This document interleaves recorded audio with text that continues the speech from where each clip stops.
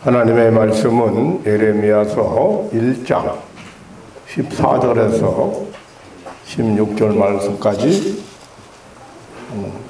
대독해 드리겠습니다.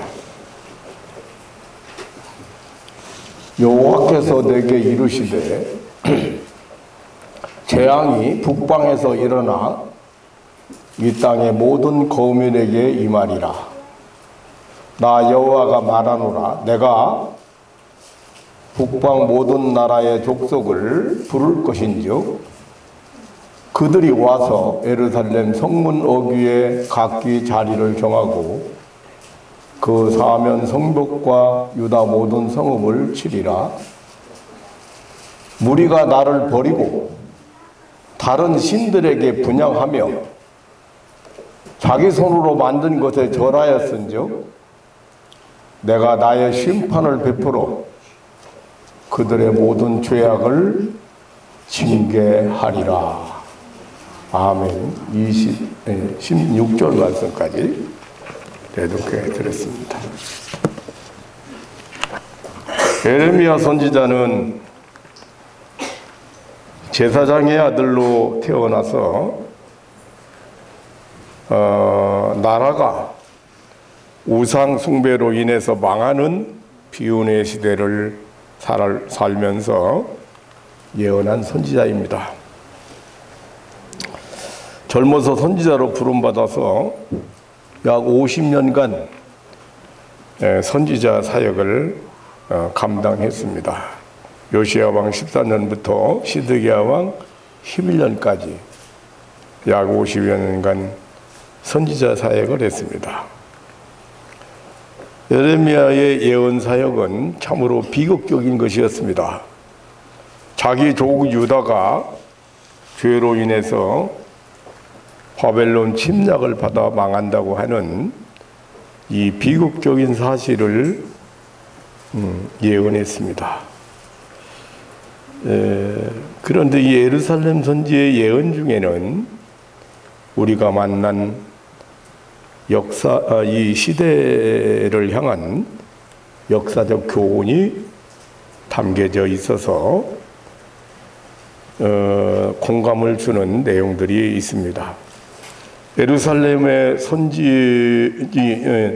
이 예레미야 선지의 예언은 적중해서 유대 나라는 바벨론의 1차, 2차, 3차까지 침략을 받아서 완전히 아주 패망했습니다. 다시 회복될 수 없을 만큼 패망을 하고, 이러한 역사적 사실을 통해서 나라가 망하는 이 비극적인 이런 환란이 하나님께로부터 왔다는 사실, 그리고 유다 백성의 우상죄 때문에 왔다는 사실, 하나님께서 택한 백성을 징계하신다는 사실을 교훈하고 있습니다. 하나님께서 택한 백성을 하나님의 택한 백성을 징계하시는데 완전히 패망하는 정도까지 징계를 하셨다면 그 우상 숭배의 죄가, 하나님을 떠나서 우상을 숭배하는 죄가 얼마나 크다고 하는 것도 우리가 기억해야 할 일입니다. 오늘은 6.25 동란이 발발한 지 67년이 되는 날입니다. 이제 6.25 동란의 세계 유례없는 비극적 역사를 잘 모르는 세대들이 각계 각층에서 주류를 이루게 되었고, 끔찍하고 처참한 동족상잔의 참혹상은 잊혀져 가고 있는 것 같습니다. 무려 67년이 지난 지금에도 이 6.25 동란의 비극의 결말이 끝나지 않고 있습니다. 어쩌면 지구상의 한 비극의 표본처럼 남아 있습니다. 자식이나 남편 소식조차 모른 채 기다리다 지쳐버린 수많은 사람들, 가족을 잃은 아픔을 안고 살아가는 사람들, 38선이 가로막혀 가족들이 남북으로 나뉘어져 만날 기억 없이 그리움에 사무친 사람들, 무엇보다 지금도 수많은 사람들이 전쟁의 위협과 공포 속에 살아가고 있다는 현실입니다. 1950년 6월 25일 오늘처럼 주일이었습니다. 군인들이 휴가 가고 휴일을 즐기고 또 공무원들이 모두 집에서 휴일을 보내는 그런 날짜를 잡아서 주일 새벽 공산군은 불시에 남침을 감행했습니다. 이렇게 시작된 남북전쟁은 1953년 7월 27일 휴전협정이 조인되기까지 3년이 넘는 전쟁을 치루었습니다. 온 나라는 초토화되었습니다.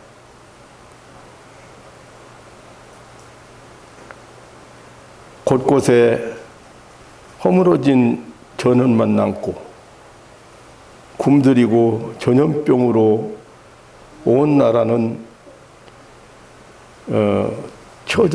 처절한 현상이었습니다. 어느 기록에 보면 사망자가 16만 5천 명, 부상자가 25만 명, 공산군에게 납치당한 자가 12만 3천 명, 행방불명자가 20만 명에 이르고 산업시설의 파괴를 의시해서 여러 전란의 후유증은 이루 말할 수가 없었습니다. 1960년 초에 내가 청년 시절입니다. 전쟁으로 파괴된 것들을 복구하지 못하고 거지들만 우글거리는 곳이 남한이라고 북한은 방송으로 대남 방송으로 날마다 선전하면서 행복한 나라 북쪽으로 오라고 선전을 해댔습니다. 근데 복구가 사실은 다 되지는 않았습니다. 굶주림이 끝나지 않았습니다. 당시에 우리들은 풀뿌리를 캐다 먹고 먹을 것이 없어서 보릿고개라고는 가장 지금 살들이 그 보리가 나기까지 그 쌀 가지고 먹는 그 기간이 이제 그런 지금 저 보리가 나는 시절이잖아요. 이 보릿고개라는 말까지 생겨났고 밀가루 풀어서 나물 뜯어다가 죽을 써서 연명하던 사람들이 많던 시절입니다. 근데 북한은 남한은 지금 이 전란으로 인해서 파괴된 이런 것들이 하나도 복구도 하지 못하고 거지들만 우글거리는 불행한 나라. 실제 그때 당시는 북한이 훨씬 잘 살았어도 잘 살았다고 생각이 되어집니다. 그런데 이 전란은 예레미야 선지자의 예언처럼 하나님의 재앙이요 징계라고 하는 것이 기독교 사적 입장에서 우리는 보고 있는 것입니다. 왜 우리나라가 이러한 6.25 동란을 겪게 되었을까? 그리고 지금 그 6.25 동란이 아직도 끝나지 않고 지금도 우리에게 아픔을 주고 그리고 눈물을 흘리게 하고 그리고 두려움을 갖다 줄까? 하나님은 1945년 8월 15일 일본 제국주의 식민지에서 이 땅에 해방을 주셨습니다. 8월 15일 해방은 교회사적으로 보면 한국 교회의 출애굽이었습니다. 그리고 왕조 역사가 끝나고 자유민주주의가 등장하는 역사의 새 장이 열리는 계기였습니다. 한국교회는 일제 탄압 때 범한 여러 가지 죄를 회개하고 새롭게 출발해야 될 시기였습니다. 신사참배를 반대하다가 감옥에서 많은 종들이 옥사했습니다. 많은 교회가 불타고 불길 속에 많은 성도들이 죽어갔습니다. 해방과 함께 감옥에서 나온 진리를 파수한 종들이 회개운동과 한국교회 재정비 운동을 제의했지만 국권주의자들로 말미암아 다시 한국교회는 갈등과 혼란에 빠지기 시작했습니다. 결국 하나님이 한국교회에 주신 회개의 기회를 놓쳐버리고 말았습니다.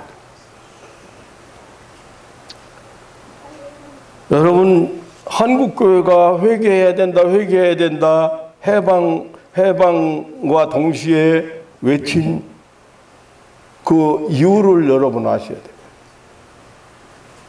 우상숭배의 죄가 얼마나 엄청난 걸 아셔야 됩니다. 그런데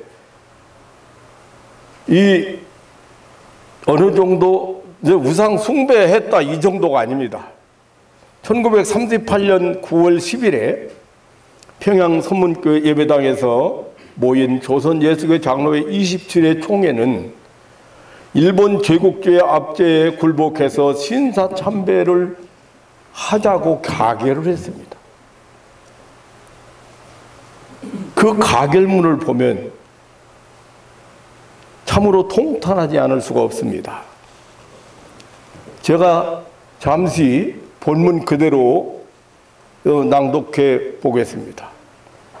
아등은 신사는 종교가 아니요 기독교 진리에 위반하지 않는 본의를 이해하고 신사참배가 애국적 국가의식임을 자각하며 또 이어 신사참배를 솔선 이해하고 따라서 국민정신 총동원에 참가하여 비상시국하에 총후 황국 시민으로서 적성을 다하기로 함. 우를 성명함. 소화 13년 9월 10일 조선 예수교회 장로회 총회장 홍택기. 이게 그때 신사참배를 해도 되고 하자고 가결한 가결문. 이 성명을 발표한 후에 많은 교회들이 목사님 인도하에 주일 예배 전에 신사참배를 하고 돌아와서 주일 예배를 드렸습니다. 우상숭배를 절대 용납하지 않는 하나님 앞에서 이 죄는 정말로 엄청난 죄예요.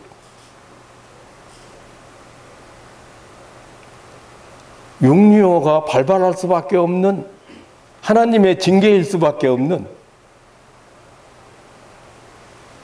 하나님의 심판일 수밖에 없는 이유를 교회사적으로 우리는 그렇게 보는 겁니다. 해방을 맞은 한국의 남북한 교회들에게 환난 날의 시험을 감당하지 못해서 넘어진 죄를 회개할 기회를 주셨는데 그것을 오히려 악용했습니다. 그래서 하나님은 6.25 동란을 통해서 한국교회의 회개를 촉구한 것이라고 보는 것입니다.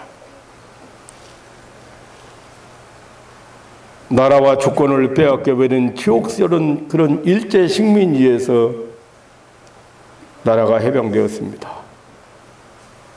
해방 후에 북한은 소련군이, 남한은 미군을 위시한 유엔군이 진주했습니다.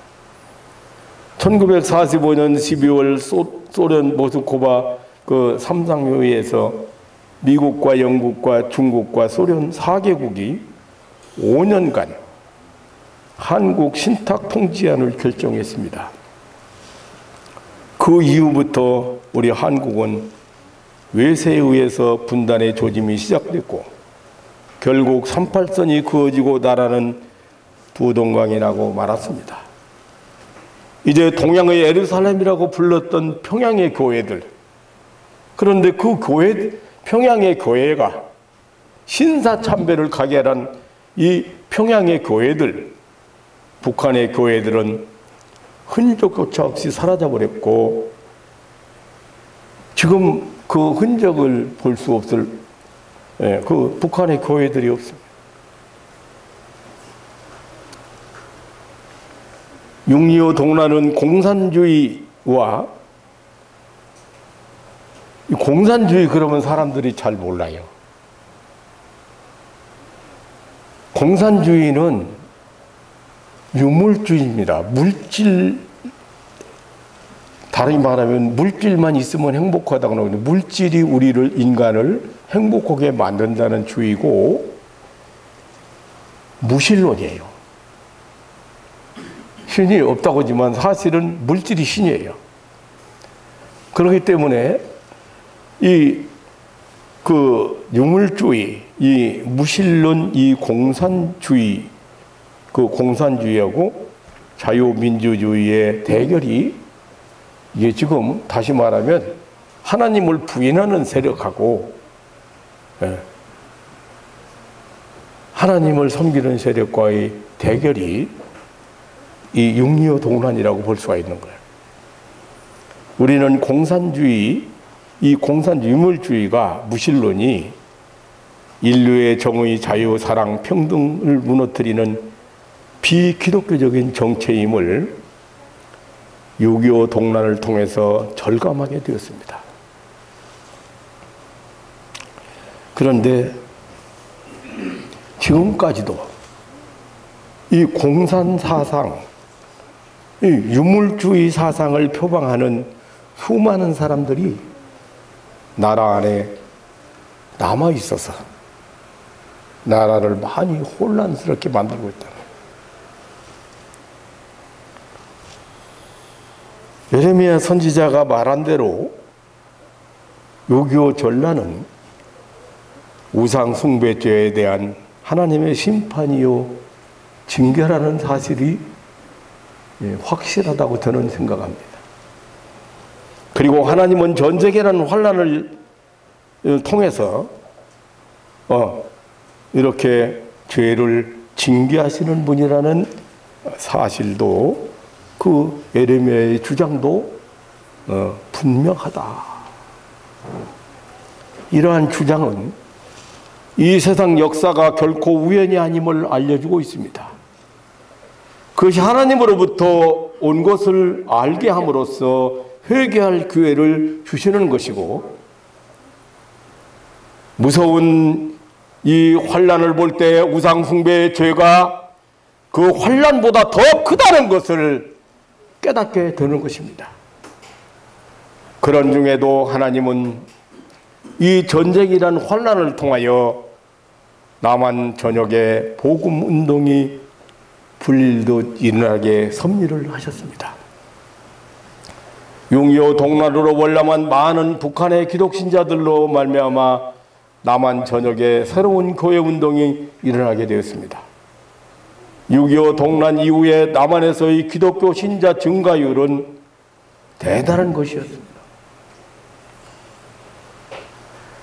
지금 우리 한국은 세계 기독교의 복음 운동의 전초 기지임이 확실합니다. 전 세계에서 우리 한국처럼 기독교 복음 운동이 열정적인 나라가 없습니다. 전 세계 우리나라처럼 기적을 일으킨 나라가 없습니다. 경제적으로 문화, 예술, 어떤 분야에도 각 분야에서 우리 한국처럼, 우리나라처럼 기적을 일으킨 나라가 없습니다. 이것은 분명 우리나라가 이 무신론주의, 유물주의, 공산권 나라, 그리고 허무주의 불교권 나라, 힌두교권 나라, 알라신 아람권 나라, 이런 나라들을 향한 마지막 선교의 기지가 되기 위함이라고 생각합니다. 지금 우리 한국이 이렇게 다방면으로 세계적인 나라로 급부상한 것은 세계 선교의 전초기지로 삼으시는 하나님의 구속자적 경륜이 있는 것입니다. 그러므로 복음 전파 운동을 위한 6.25 동란의 섭리적 환란을 우리는 생각해 볼 수가 있겠습니다. 비극적인 6.25 동란을 치른 지 67년, 긴 세월이 흐른 지금까지 끝나지 않았습니다. 북한은 지금도 무력으로 적화 통일하겠다는 터무니없는 생각을 버리지 못한 채 핵무기 개발을 계속하고 증가하고 있습니다. 철부지 김정은이는 국제사회의 왕따가 되면서도 나라 백성들이 굶주리고 있는데도 핵무기 과시에 광분하고 있습니다. 과연 우상 숭배의 죄가 얼마나 크고 무서운 것인지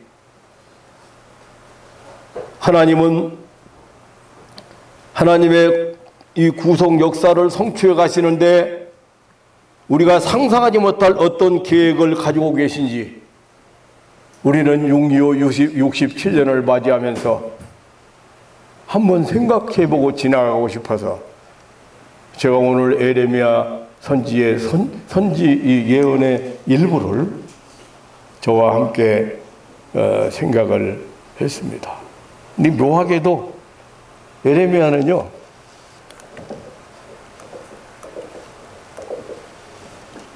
재앙이 북방에서 일어나 이 땅의 모든 거민에게 임하리라 그랬는데 우리나라도 똑같아요.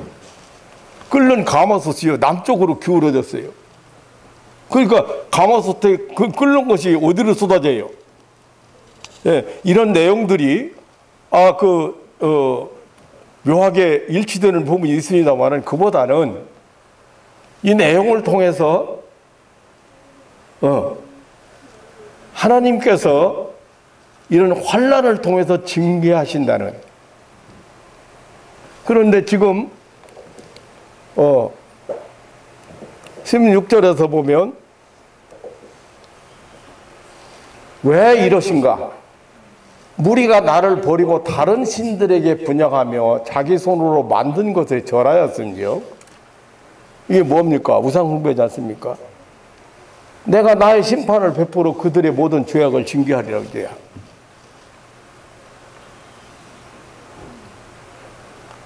판리로 해방을 맞자마자 핍박을 당하던 교회.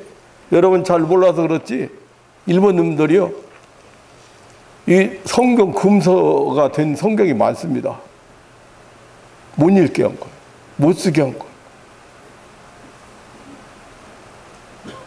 아니 결국에 가서는 교인들 끌고 저 신사에 가서 먼저 참배하고 와가지고 예배 드리게 만들기까지 했어요. 생각해봐요. 찬송가도 그래서 못 부르던 찬송가가 많았어요.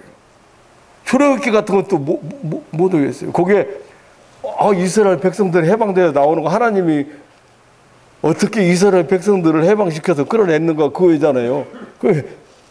이런 것들을 그렇게 핍박을 많이 받았습니다. 교회가. 그래서 8.15 해방을 교회사적으로는 제2의 출애굽이라고 그렇게 이름을 붙일 정도로 된 거예요. 그래서 해방 하나님이 도저히 그때 주권도 다 뺏겼지요. 우리가 가지고 있는 게 하나도 없었어. 이름까지 다 뺏겼어. 이름도. 제가 어렸을 때지만 긴상, 오카미상, 고맙다시나 애들도 다 일본 1, 2, 3, 4가 아니요. 이치니 산시 그렇고 이치니 산시 놀이하면서도 말 뺏겼죠. 이름까지 뺏겼죠. 다 개명했어요. 상투 다 자르고.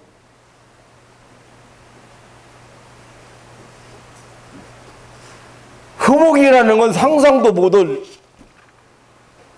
국권이 회복된다, 나라가 해방된다, 그 상상도 못할 지경까지 갔습니다.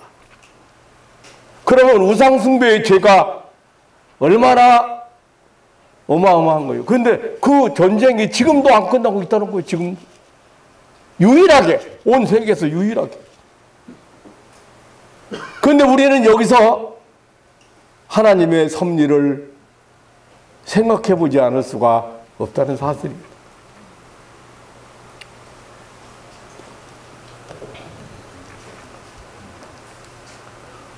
왜 온 세상 이목을 작은 나라 지구상에 오직 하나뿐인 분단국가 민주주의와 공산주의의 대치국인 한국에 집중시키고 있는지 하나님께서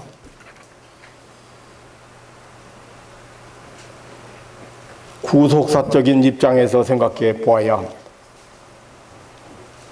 하나님은 환란이란 무서운 시련을 통해서 구속 역사를 성취해가는 한 방법으로 삼으시기도 하시는 분이라는 사실입니다. 6.25 동란과 그 후유증, 끝나지 않은 비극의 결말, 하나님을 정면 도전하는 무신론, 유물론적 공산주의와 최후를 통해서 인류 구원운동, 복음전파, 이것 세계 그 구원운동의 비전을 찾게 하시는 하나님의 섭리를 볼 줄 아는 그런 신앙인들 되시기를 주님의 이름으로 축원합니다. 그래야 여러분 한 사람 한 사람이 이 하나님의 사역의 준비를 목표가 그래야 돼요. 돈을 벌어도.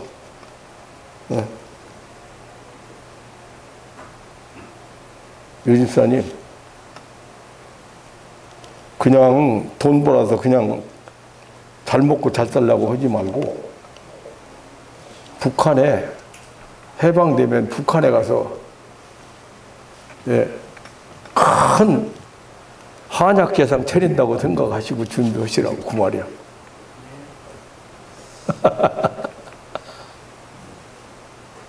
지금 북한뿐이 아니고 중공으로 시베리아로 저 아랍권 땅끝까지나 했는데 제일 보고 만들어낸 곳이 중동. 이게 중동이 화약고라고 지금 세계 화약고라고 했는데 정말 화약고 지금 계속 끊이지 않잖아요, 전쟁이.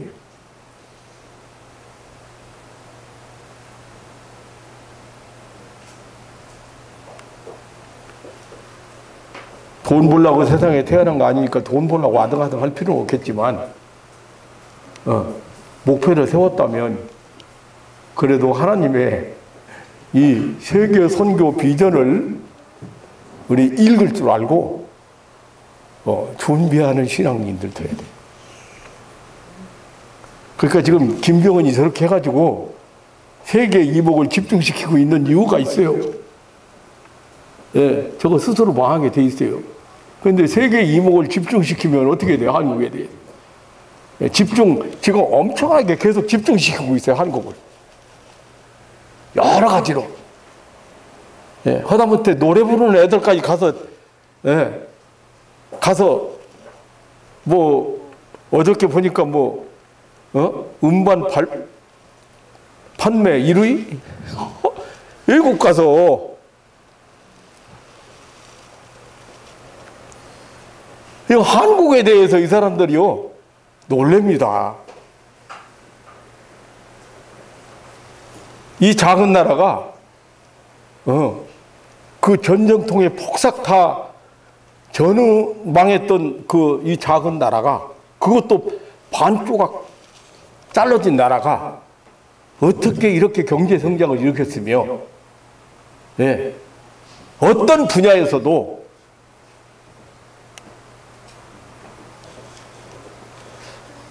좀 축구가 좀 무너지기는 했는데 이번에 태권도는 안 무너질 거야 아마. 네. 세계적인 나라라니까요. 세계적인 나라. 그 하나님이 왜 이렇게 세계 이목을 이 조그마한 한반도에 집중시키는지를 여러분 아셔야 돼요. 그리고 아직 그 6.25 전난이 그 비극이 끝나지 않은 끝나지 않고 김정은이 그 계속해서 로켓 쏘아 올리고, 아이고, 그게 하늘로 쏘아 올리면 그게 지금, 아이고, 그거 과시한다고 해서 지금 그것 때문에 떠를 사람이 있는 줄 아는 모양인데, 그걸로 해서 세계 이목만 집중시키고 있는 거예요.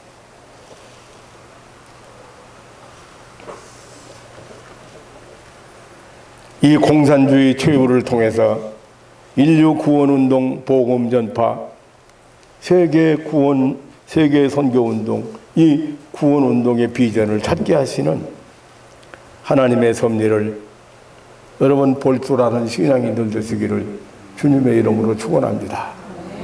절대 하나님은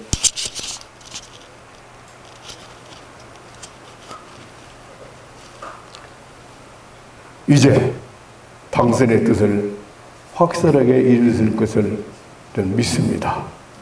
67년 전란 후 우리는 참 무한대한 하나님의 축복을 체험하며 살아가고 있는데, 이 하나님의 선한 뜻을 이루어가는 마지막 때 신앙인들 되시기를 주님의 이름으로 축원합니다. 자비로우신 아버지 하나님, 이 놀라운 사랑과 은혜를 진심으로 감사를 드립니다. 이 나라의, 이 작은 나라에 잊어버릴 수 없는 이 엄청난 6.25 정란이 일어났고, 그 후 67년이 지난 지금에도 아직 그 비극은 끝나지 않고 있습니다. 여기에 분명 하나님의 그 세계 선교 비전, 운동의 비전이 있다는 것을 우리는 믿음의 눈으로 이게 보고 있습니다.